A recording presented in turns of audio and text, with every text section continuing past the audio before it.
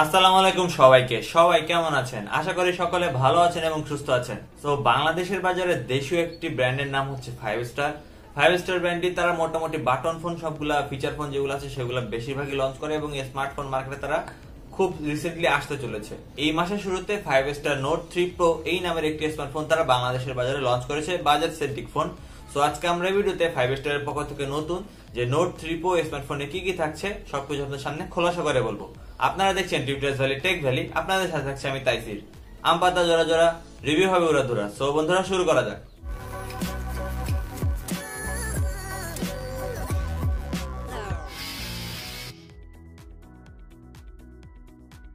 মূল ভিডিওটি শুরু করার আগে আপনারা যদি আমার চ্যানেল নতুন হয়ে থাকেন তবে এখনই সাবস্ক্রাইব করে নিন এবং পাশে থাকা বেল আইকনটি বাজিয়ে অল করে দিন। এতে করে আমাদের চ্যানেলের সকল নোটিফিকেশন আপনাদের মোবাইলে পৌঁছে যাবে। প্রথমে প্রাইসিংটা জেনে নিই। একটি মাত্র ভ্যারিয়েন্টটি লঞ্চ হয়েছে 4GB RAM 128GB রমের এবং এর প্রাইস রাখা হয়েছে 11,000 বাংলাদেশি টাকা। যেহেতু এটা একটা অফলাইন সেন্ট্রিক ফোন, সো আপনারা অনায়াসে 10,000 টাকায় পেয়ে যেতে পারেন অফলাইন মার্কেটে। বক্স কন্টেন্ট, বক্সটি খুলেই থাকছে ডিভাইসটির সাথে থাকছে টিপিইউ কেস এবং স্ক্রিন পেপার আগে থেকে প্রি অ্যাপ্লাইড থাকছে, 10 ওয়াটের charging brick, type C data cable, documentation এবং সিম এজেক্টর পিন, সাথে থাকছে একটি ইয়ারফোনও। বিল্ড এবং ডিজাইন তিনটি কালারে লঞ্চ হয়েছে বাংলাদেশে অ্যাকচুয়ালি। সো ব্যাকটা একদম গ্লোসি প্লাস্টিক ফিনিশের সাথে আসছে, ফ্রেমটাও প্লাস্টিকের, ফ্রন্টে কোনো রকম গ্লাস কর্নিং গরিলা গ্লাসের প্রোটেকশন থাকছে না। সো অবশ্যই যে বাজার সে বাজার আসলে প্রোটেকশন আশা করাও ঠিক না। সো ওভারঅল ডিজাইন তো অবশ্যই সুন্দর। ব্যাকে এক পাশে ট্রিপল রেয়ার ক্যামেরা, মিডল বরাবর ব্যাকে ফিঙ্গারপ্রিন্ট সেন্সর। যেখানে ডিজাইনের সবচেয়ে বড় অসুবিধা আমার, ফ্রন্টে তারা একটা পাঞ্চ হোল দিতে যায় আর নচ না পাঞ্চ হোল দুইটার একটা মিশ্রণ করে ফেলছে আসলে। তো আমার মনে হয় নচ দিলেই বেটার লাগতো, ইউ শেপ নচ দিতে পারতো বা এক পাশে দিতে চাইছে পাঞ্চ হোল, এখন আসলে মিক্স হয়ে গেছে। সো এটা দেখতে খুবই দৃষ্টিকটু দেখায়। সো এই জায়গায় মনে হয় আমার নোট 3 প্রোর কাজ করা উচিত ছিল। ওসং বাটন উপরের দিকে থাকছে 3.5 মিটার পোর্ট, কোনো সেকেন্ডারি নয়েজ ক্যান্সেলেশন মাইক থাকছে না। ডান পাশে থাকছে ভলিউম রকার এবং তার ঠিক নিচে পাওয়ার অন বাটন। নিচে দিকে থাকছে টাইপ সি পোর্ট, স্পিকার এবং প্রাইমারি মাইক্রোফোন। থাকছে সিম স্লট, যেখানে ট্রিপল হাইব্রিড সিম স্লট থাকছে, অর্থাৎ একটি সিম এবং একটি মেমরি কার্ড অথবা দুটি সিম একসাথে ব্যবহার করতে পারবেন। তো এখানে আমি কিছুটা হতাশ, এইরকম বাজেট সেগমেন্টে আসলে দুইটা সিম একটি মেমরি কার্ড 3-in-1 স্লট দেওয়া অবশ্যই উচিত ছিল। খুব একটা অসুবিধা হবে না, because internal memory 128GB inbuilt থাকছে। সো সেই জায়গায় ঠিকঠাকই আছে। ডিসপ্লে সেকশন, এখানে ব্যবহার করছে 6.8 ইঞ্চির বিশাল IPS LCD panel, HD+ রেজুলেশনের 720p display, PPI 263, বিশাল বড় ডিসপ্লে, এই কারণে PPI আরো কম মনে হবে। ব্রাইটনেস ঠিক আছে, 350 নিটস। সো ওভারঅল ডিসপ্লে যেহেতু 11,000 টাকা প্রাইস সেগমেন্ট, HD+ এটা নিয়ে অভিযোগ করার প্রশ্ন নাই। চিন বেজলও একটু বেশি, বাট আমার মনে হয় পাঞ্চ হোলের ওই ব্যাপারটা খুব দৃষ্টিকটু দেখায়। ওইটা না থাকলে আমি ঠিকঠাকই বলতাম, বাট ওইটার জন্য আমার ডিসপ্লে নিয়ে খুব একটা পুরোপুরি খুশি না।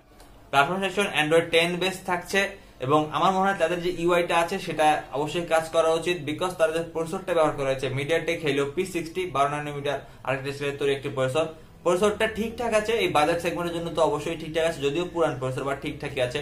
মিডিয়াম লেভেলের কাজ করতে পারবেন, ডেইলি টাস্কিং এগুলো করতে পারবেন, কোনো অসুবিধা হবে না। বাট এই প্রসেসরের সাথে তাদের যে ইউআই সেটা অনেকটা ল্যাগি ভাব দেয়। তো এই ল্যাগি ভাবটা কাটানোর জন্য তাদের ইউআই এর উপর মনে হয় স্টক ইউআই দিলে বেশি বেটার হইতো। তাদের সফটওয়্যার টিমের আমার মনে হয় ইউআই এর প্রতি আরো বেশি কাজ করা উচিত। অক্টাকোর সিপিইউ ব্যবহার করা হয়েছে, 2.0 GHz clock highest cortex A53 core, Mali G72 GPU থাকছে। So overall CPU GPU processor price অনুপাতে ঠিক আছে, রিসেন্ট পারফরম্যান্স আপনারা এর থেকে পেয়ে যাবেন। ক্যামেরা সেকশন, ব্যাকে ট্রিপল ক্যামেরা থাকছে, 16 মেগাপিক্সেল মেইন সেন্সর, ফ্রন্টে থাকছে 8 মেগাপিক্সেল সেলফি ক্যামেরা। বাট বাকি দুইটা যে ব্যাকে 8 মেগাপিক্সেল একটা সেন্সর, 2 মেগাপিক্সেল একটা সেন্সর, কোনটা ম্যাক্রো বা ডেপথ বা আলট্রা ওয়াইড কি দিছে কিনা এরকম কোনো এক্সপেরিয়েন্স আমি তাদের অফিসিয়াল ওয়েবসাইটে পাইলাম না। এবং এটিসি রিভিউয়ে দেখলাম ক্যামেরা অ্যাপের মধ্যেও এই 8 আর 2 মেগাপিক্সেলের ক্যামেরার যে কোনো ফাংশনের অপশনই নাই। সো এটা আসলে কি জন্য দিছে নাকি আসলে চলে আল্লাহ জানে, তারাই ভালো বলতে পারবে। সো হতাশাজনক ব্যাপার, একটা দেশীয় ব্র্যান্ড আমরা চাই তাদেরকে প্রমোট করতে, বাট তারা যদি ঠিকঠাক কাজ করতে হবে। প্রথমে ক্যামেরা নামের 3টা ক্যামেরা লাগাই দিছে, বাট অপশন নাই কোনো এগুলো ইউজ করা। তো আমার মনে হয় ক্যামেরার দিক থেকেও তাদের আরো বেশি সফটওয়্যার ভিত্তিক বিশেষ করে কাজ করার প্রয়োজন আছে। এমনিতে ফ্রন্ট আর ব্যাক উভয় দিকে আপনারা 1080p 30fps সর্বোচ্চ ভিডিও শুট করতে পারবেন। সো ফটো কোয়ালিটি ডিসেন্ট আছে, বাট 11,000 টাকা এর থেকে বেটার ফোন ক্যামেরা ফোন অবশ্যই মার্কেটে অ্যাভেলেবল আছে। Memory section eMMC 5.1 storage type থাকছে, LPDDR4 RAM টাইপ থাকছে, আগে বলেছি 4GB RAM 128GB ROM থাকছে এবং হাইব্রিড স্লট থাকছে। সো এই জায়গায় মেমরির দিক থেকেও ঠিকঠাক কাজ করা হয়েছে। কানেক্টিভিটি ডুয়েল ভোল্টেজ 4G থাকছে, টাইপ সি পোর্ট থাকছে, যেটা কিনা খুবই অ্যাপ্রিশিয়েটেবল এই প্রাইস সেগমেন্টে।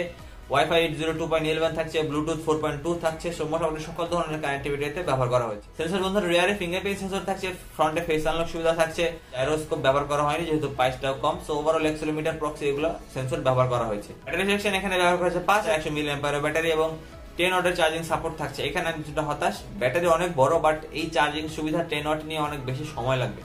তো আমার মনে হয় একটা 18 চার্জিং অবশ্যই এই প্রাইসে প্রোভাইড করা উচিত ছিল। তোমাদের ওভারঅল এক্সপিরিয়েন্স কথা বললে তো অন পেপার এগুলা ভালো, বাট ফোনটা যখন হাতে নেবেন ভারী মনে হবে এবং ফ্রন্টে যে পাঞ্চ হোলটা ওটা খুবই দৃষ্টিকটু দেখাবে এবং ইউআই যে ল্যাগ, এই সবকিছুর কারণে আমার মনে হয় এই ফোনটি আসলে মার্কেটে খুব ভালো সার্ভাইভ করতে পারবে। তো আমার মনে হয় তাদের সফটওয়্যার টিমকে আরো বেশি কাজ করতে হবে, ইউআই ল্যাগিং এবং ক্যামেরা অ্যাপের যে সমস্যা আছে সেগুলো দূর করতে হবে। আর ডিজাইনের বেলা তো আমার মনে হয় ঠিকঠাক ছিল, বাট এই পাঞ্চ হোলটা দেয় গন্ডগোল করে দিচ্ছে আসলে। সো ওভারঅল এই ফোনটি ডেইলি টাস্কিং যারা করতে চান তারা নিতে পারেন, মিডিয়াম লেভেলের টাস্কিং করতে পারবে, বাট গেমার বা ফটোগ্রাফার তাদের জন্য অবশ্যই না, যেহেতু বাজেট সেকেন্ডে একটি ফোন। সো যেহেতু একটা বাংলাদেশি ব্র্যান্ড সেই হিসেবে আপনারা ফোনটি নিতে পারেন, বাট এর থেকে অনেক ভালো ভালো বিকল্প মার্কেটে কিন্তু অ্যাভেলেবেল আছে। সো বন্ধুরা ছিল আজকে আমাদের ভিডিওটি কেমন লাগলো, ভালো লাগলে লাইক করবেন এবং শেয়ার করবেন। পরবর্তী ভিডিও দেখা পর্যন্ত সবাইকে আল্লাহ হাফেজ।